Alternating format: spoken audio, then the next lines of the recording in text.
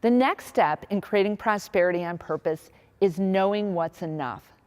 This is really doing a reality check. Now, I'm not talking about budgeting. I don't think budgeting works. Budgeting is like eating celery at a pizza party, right? It's no fun. It feels restricting.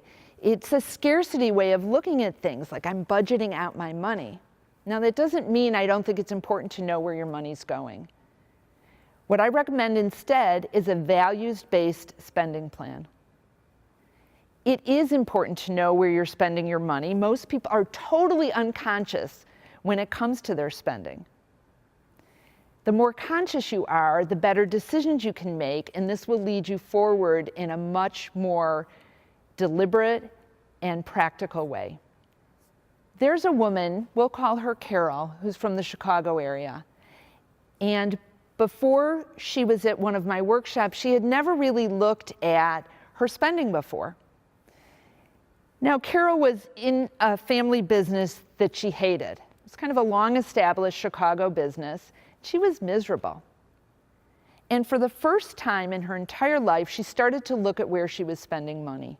So she wrote down every area that she was spending money on. And part of a values-based spending plan is, after you know where your money's being spent, to make a decision if you're spending it on A priorities, B priorities, or C priorities based on what you value. Not just assuming because it's a fixed expense, something you have to pay for every month, that it has to be there. So going through this activity, Carol realized she was spending a ton of money on her house. Now, her kids were out of the house, she was divorced, she didn't even care about it anymore. She had a mortgage, she had some credit card debt, and a lot of clutter in her home. So she made a big decision. And for some people, this might not feel like a prosperous decision, but it was an absolutely deliberate one for Carol.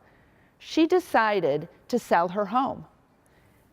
She paid off that mortgage, got rid of a bunch of stuff, bought a beautiful condo overlooking Lake Michigan, and realized she had cut her expenses so much, she no longer had to stay in this family business that made her miserable. She left and started her own consulting practice, all through this process of doing a values-based spending plan.